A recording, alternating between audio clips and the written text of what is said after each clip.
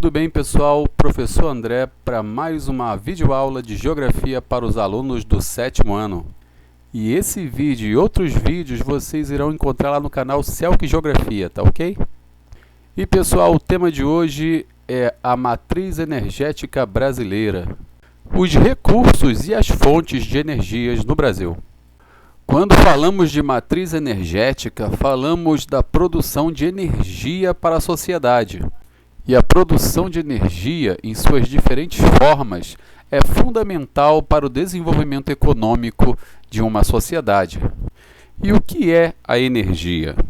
Pessoal, eu não quero me aprofundar em uma aula de física. Entretanto, em uma maneira mais fácil de entender, eu vou estar explicando o que é energia. Como está na tela de vocês aí, energia é igual a movimento, energia é igual a trabalho. Se o motor está parado, ele não está sendo impulsionado por energia. Da mesma forma, você pode ter essa energia através de um movimento. Podemos citar o exemplo de um animal que ajuda na lavoura da terra, produzindo sucos na terra, ou seja, um animal que ara a terra, o chamado arado mecânico. Um outro exemplo é um boi que é utilizado no moinho, ou seja, a energia mecânica que ele produz puxando a roda do moinho faz com que aquela pedra que está no moinho vai moendo pouco a pouco a semente do milho, por exemplo.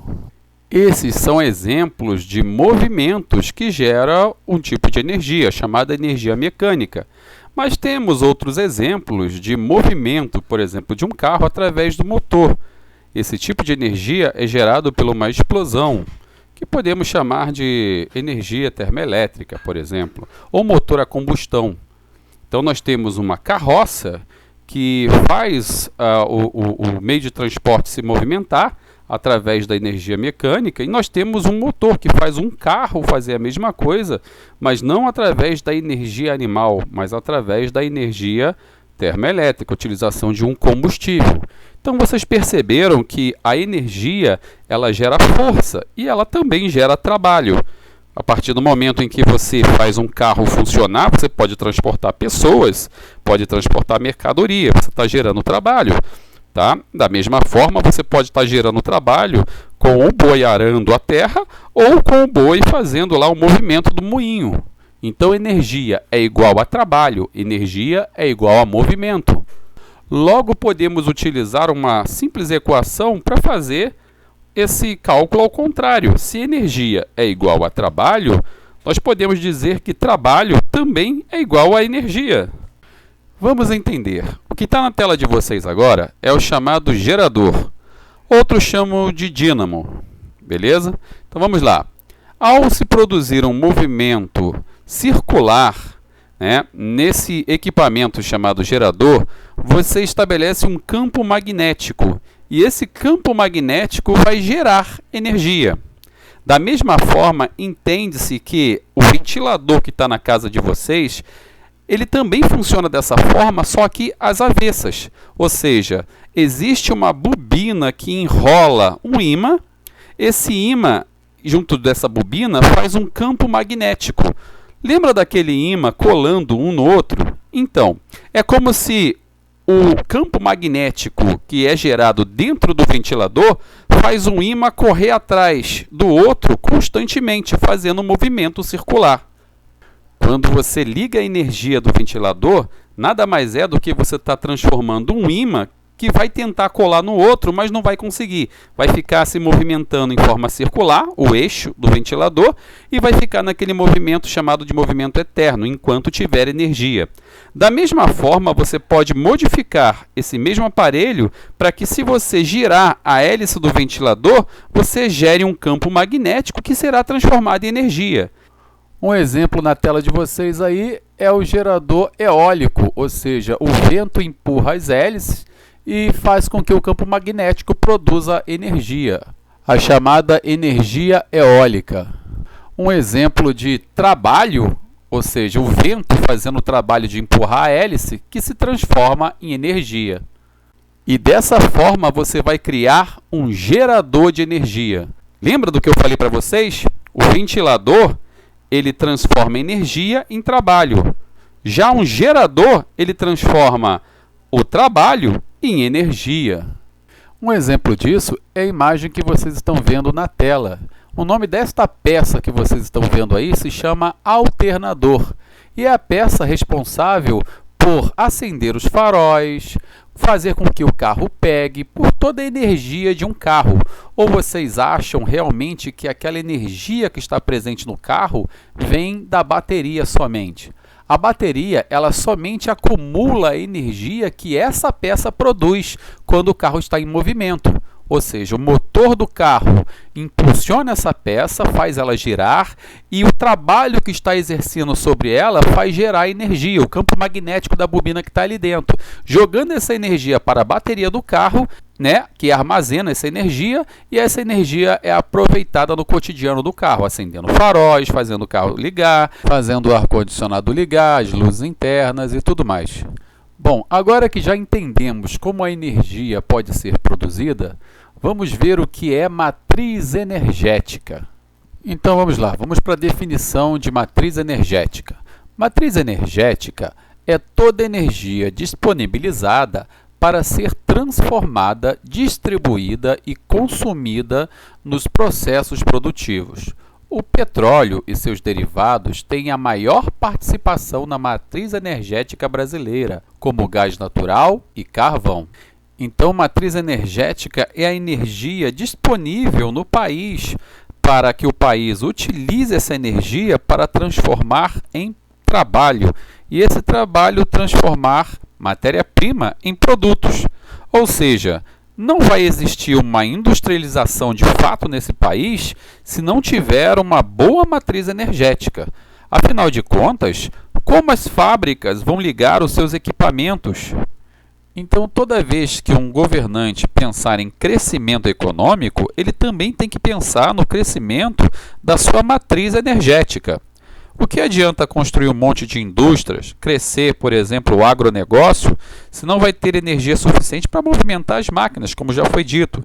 Então ele tem que pensar no seu volume de petróleo, nas suas reservas de petróleo, nas áreas livres de morros, de relevo, aonde os ventos circulem para fazer, por exemplo, uma usina de energia eólica. Se tiver disponibilidade e tecnologia, a energia nuclear, e outros tipos de energia também, o gás e por aí vai, que a gente vai ver mais à frente.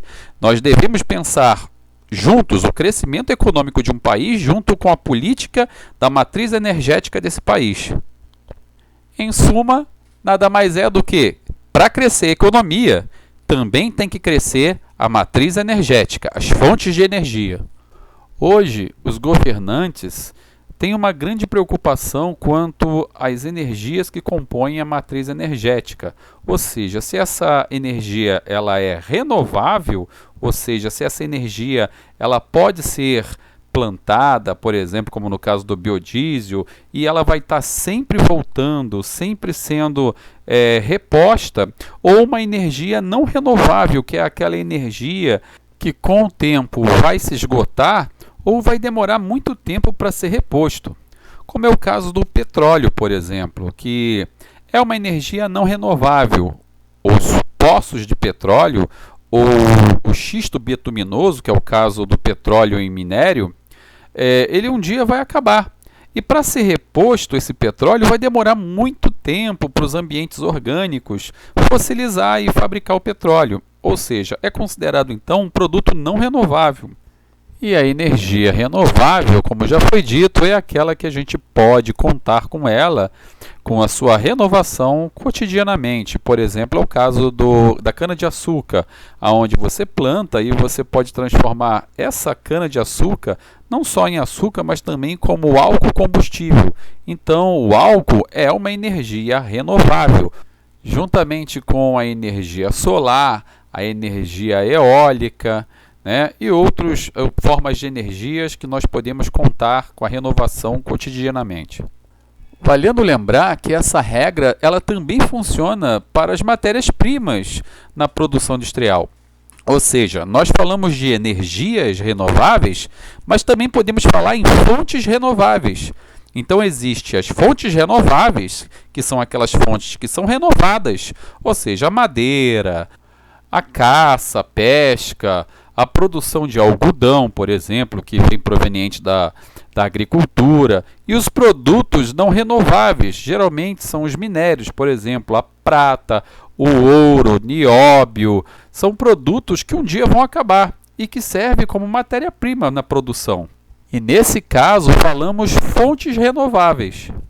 Além de classificar as fontes de energias em renováveis e não renováveis, podemos também classificar a energia como limpa e a energia chamada de energia suja.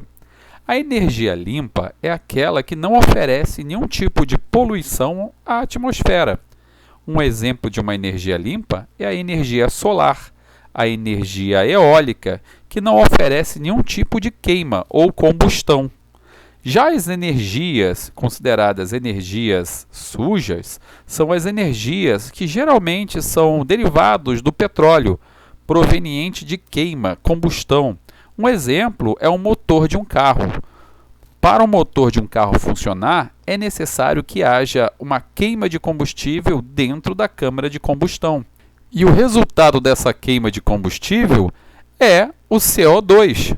Ou seja, tudo que queima, pessoal, gera o gás carbono. O carro, quando queima a gasolina ou óleo diesel, os caminhões e ônibus, o resultado é a expulsão através do cano de descarga de CO2. Um gás que é venenoso para o ser humano e que o excesso desse gás faz com que haja diversos problemas ambientais, principalmente nas grandes cidades. Um desses grandes problemas que são discutidos no mundo inteiro é o efeito estufa, que apesar de ser benéfico, se ele se agravar, ele passa a ser maléfico, ou seja, ele passa a derreter as calotas polares e a elevar o nível dos oceanos. Então, esse tipo de combustível, ou seja, o combustível não renovável e um combustível poluidor, uma energia suja, não é bem visto pelo mundo. E muitos países já estão substituindo essa energia suja e não renovável por energias renováveis e limpas, como é o caso do Brasil, que sempre teve uma situação progressista em termos de energias limpas e renováveis. O Brasil, por ser um país tropical, tem um grande investimento em hidrelétricas, ou seja, uma energia limpa e renovável, porque ela é proveniente de água represada que vai gerar aquela turbina que eu falei para vocês, o dínamo, e esse dínamo vai gerar energia. Então repare que quem vai fazer a força mecânica, o trabalho gerar energia, vai ser o caimento da água, então não vai haver nenhum tipo de queima. Sendo assim, é uma energia limpa. E ela também é renovável porque a água nos é dada através do processo do ciclo hidrológico, ou seja, aquela chuva que vai caindo e vai enchendo os rios. O Brasil também, lá na década de 70, iniciou um grande programa chamado Proálcool, que substituiu parte dos combustíveis que eram utilizados em automóveis por um combustível que era plantado, ou seja, vinha da cana-de-açúcar, o álcool combustível, e assim trocou parte do combustível não renovável, proveniente do petróleo, a gasolina, por um combustível renovável e menos poluente do que a gasolina. Sim, porque o resultado da queima do álcool é a água saindo do cano de descarga, introduzindo um combustível renovável e mais limpo. Bom, pessoal, nossa videoaula então fica por aqui, mas o assunto não. Na próxima videoaula nós vamos continuar falando do assunto, falando especificamente das fontes de energias, tais como as fontes hidrelétricas, termoelétricas, nuclear e outras mais. Tá ok? Um grande abraço e fique com Deus.